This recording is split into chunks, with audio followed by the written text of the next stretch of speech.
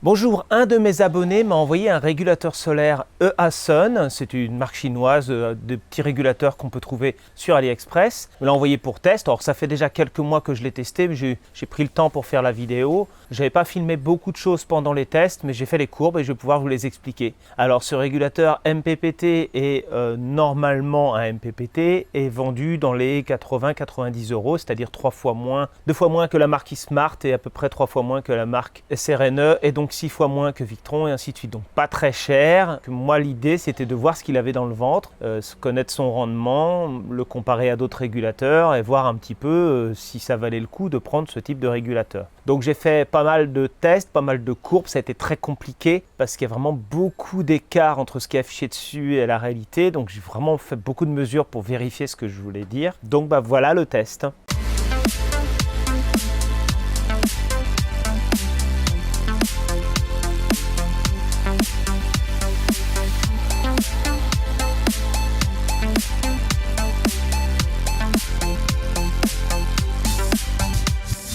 Lors de mon test, j'ai constaté beaucoup de petites imperfections, notamment les sections de câbles qu'on peut brancher dans le régulateur solaire qui sont très petites. Il y a juste 2 petites bornes en 6 carrés alors qu'il faudrait qu'on mette quasiment du 25 carrés dedans. Alors j'ai réussi à mettre du 10 carrés, mais c'était compliqué. Les premières mesures avec du 6 carrés, j'avais énormément de pertes dans les câbles, même sur pas beaucoup de longueur. J'avais parfois des centaines de watts de pertes, tellement 50 ampères dans un petit câble en 6 carrés, c'était pas évident. Donc j'ai essayé comme ça au début, puis j'ai bien vu que ça collait pas. Pareil pour les affichages, tout ce qui est affiché dessus, en gros, il n'y a rien qui est bon. La tension, la puissance, le courant, le pourcentage, le courant est surtout très faux. Des valeurs abracadabrantesques. J'ai essayé de faire une petite courbe, un petit comparatif pour vous montrer. Donc il a fallu que je compare énormément de choses que je pouvais me fier à aucune valeur. Donc j'ai mis plusieurs appareils de mesure. Et je suis parti pour faire les courbes. Et je n'ai pas non plus passé 3 jours dessus, parce que ça me paraissait quand même relativement flagrant. Par contre, ce que j'ai pu faire, c'est comparer avec un régulateur MLI dans modulation de largeur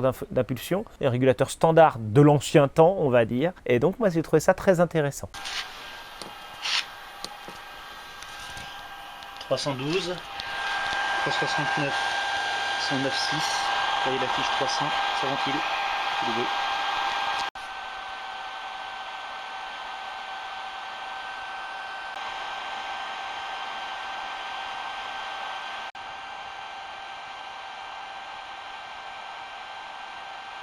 Commençons par les erreurs de mesure. J'ai constaté des erreurs sur la mesure de tension de batterie. Alors je parle de l'écran qui est affiché sur le régulateur. Sur l'écran, on a plus ou moins 2% sur la tension de batterie, c'est la plus petite erreur de mesure. Plus ou moins 4% sur le courant batterie. Alors quand je dis plus ou moins, ça peut être entre 0 et 4% par exemple, parce qu'il n'y a pas de courant négatif. Plus ou moins 10% sur la tension des panneaux solaires, donc là c'est l'erreur la plus grande. Et puis après sur l'affichage de la puissance, c'est n'importe quoi, c'est plus ou moins 100 watts, donc on en parle un peu plus loin. Les points qui sont importants, c'est que la ventilation est assez forte à partir de 200 watts affichés. Le régulateur limite bien le courant et accepte la surcharge, donc ça c'est positif, c'est-à-dire je suis monté à 1110 watts crête en 12 volts et j'aurais dû brider aux alentours de 600-800 watts. Bon, il y a effectivement un bridage, le régulateur ne crame pas, il limite son courant. Et je suis monté à 166 volts, il est censé être à 180 je crois. Je trouve ça élevé, mais bon, 166 c'est passé, donc c'est que ça doit être bon. Dans les points négatifs, grosso modo, il y a 7% de la puissance solaire qui n'est pas exploitée, c'est-à-dire que la puissance du panneau solaire n'est pas utilisée par le MPPT. Il y a un problème d'algorithme. Et en cumulé avec le rendement du MPPT, en tout, ça fait qu'il est 25% moins efficace qu'un MPPT standard. J'entends par là ceux que j'utilise d'habitude, les CRNE, Victron et Studer. Globalement, 25% moins efficace, ce qui n'est pas beaucoup.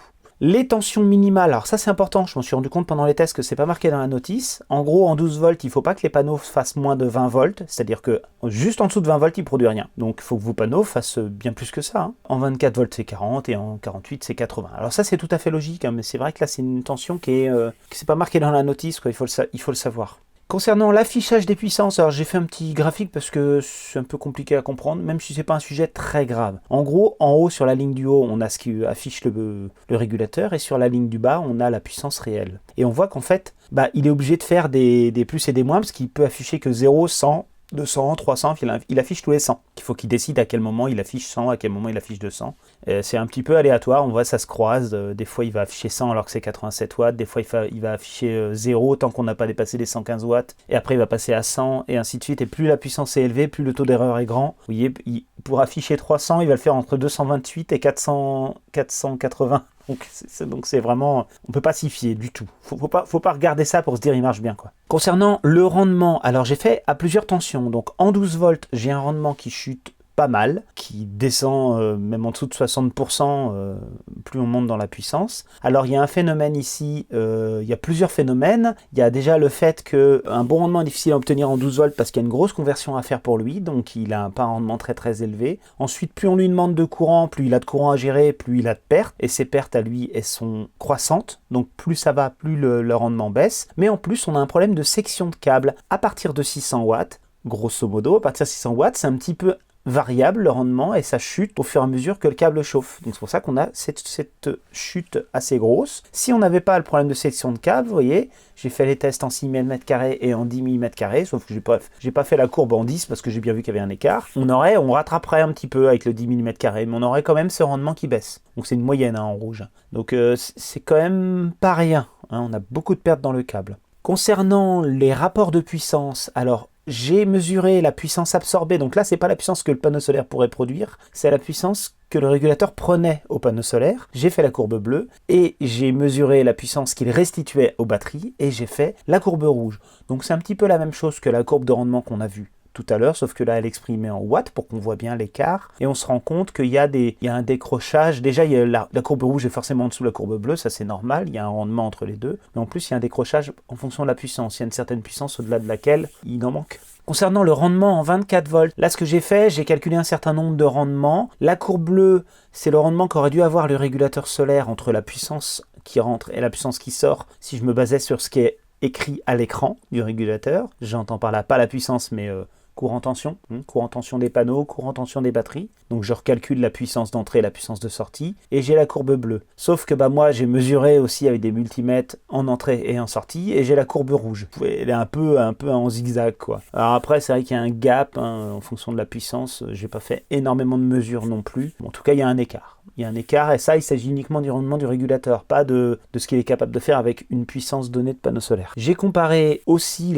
les différentes puissances. Alors entre la puissance théorique solaire, donc c'est la puissance qu'aurait dû produire le régulateur solaire avec le soleil qu'il y avait à ce moment-là, et la puissance réelle qui est mesurée, réellement produite, qui est inférieure et parfois très inférieure. C'est pas très stable. Disons que le régulateur MPPT a du mal à trouver la puissance sur le panneau solaire. Donc là, effectivement, le fait que la courbe elle a une forme bizarre, c'est parce j'ai mis plusieurs types de panneaux solaires, enfin plusieurs puissances de panneaux solaires pour tester, 370, 550 et 1110 watts. Pourquoi j'ai fait ça? J'ai voulu tester la saturation du régulateur, sa sensibilité, et voir un petit peu en fonction du travail qu'il a à faire, est-ce qu'il est plus ou moins performant. Alors, il n'y a pas de... Effectivement, quand il n'y a pas beaucoup de puissance, il s'en sort pas trop mal. Mais bon, c'est court, quoi, 300 watts. Si je fais la comparaison, je me suis mis en 48 volts. Donc la situation, le régulateur a normalement de moins de travail à faire, parce que la tension est élevée, le courant doit être faible. J'ai choisi une tension assez élevée, mais pas trop. Je suis en 125 volts, donc je suis bien au-dessus des 80 volts, mais je ne suis pas à flirter avec les 160. Et donc, j'ai mis deux installations côte à côte, et j'ai fait la comparaison Studer-EA-Sun. C'est pour ça qu'on a des courbes qui se suivent un peu puisqu'on a le même soleil. On a la courbe qui est fractionnée aussi en fonction de la puissance de panneau que j'ai mis dessus. Et on constate que plus c'est puissant, plus on a de pertes. Puis à un moment donné, il y a un petit décrochage parce que le régulateur, il peut pas produire plus. Il n'arrive pas à faire plus de 600 watts. C'est compliqué pour lui de faire plus de 600 watts, même en 48 volts. Il chute en rendement. On a un rendement qui est globalement inférieur de 25%, de 20%, suivant les cas. Tenez, je voudrais vous montrer quelque chose. Je suis en train de tester un régulateur PWM, ou MLI en français, modulateur de la jarre d'impulsion. J'ai fini de tester le EA-Sun, que je laisse de côté. Il a deux fils de branchés.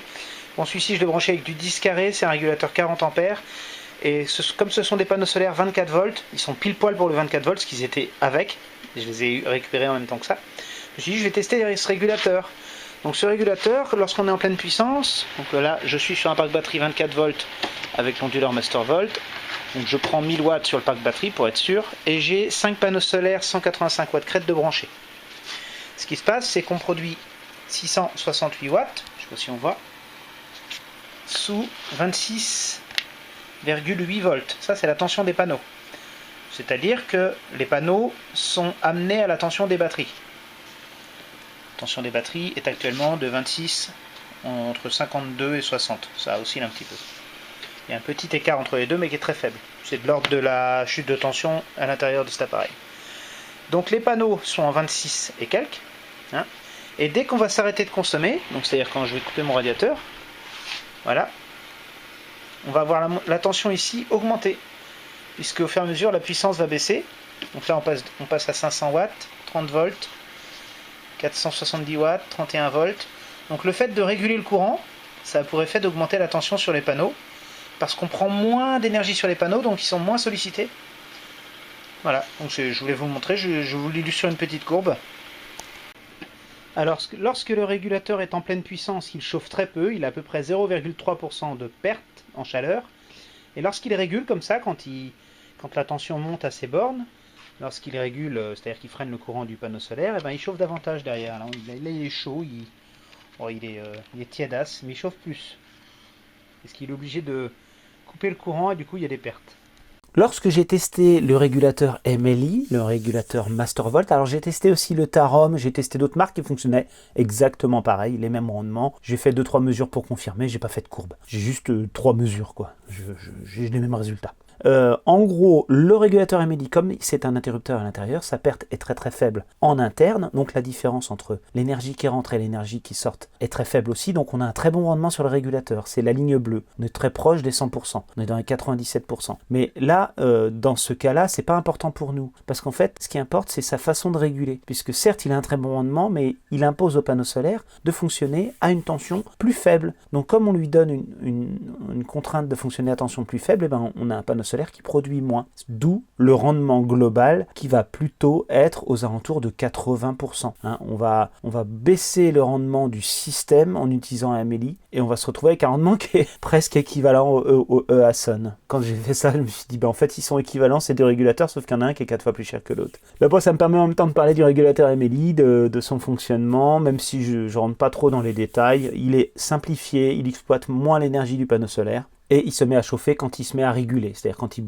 essaie de bloquer le courant, il se met à chauffer. C'est à ce moment-là qu'il chauffe. Et qui donc perd du rendement, évidemment. Voilà ce que je pouvais dire pour ce régulateur. J'en ai profité donc pour vous montrer un petit peu les rendements qu'on a avec un régulateur MLI. Ce n'est pas vraiment le régulateur qui a un mauvais rendement sur le MLI, c'est le fonctionnement qui fait que les panneaux solaires ne produisent pas 100% de leur puissance. Alors que sur un MPPT, on exploite beaucoup plus proche de 100% de la puissance des panneaux et derrière, on est obligé de convertir. Il faut que le régulateur MPPT lui-même ne perde pas trop d'énergie, sinon on rattrape rien du tout en fait. On se retrouve avec un régulateur qu'on aurait pu acheter 20 €. Donc là, le régulateur EASUN, malheureusement, il est même 4 fois trop cher pour ce qu'il fait.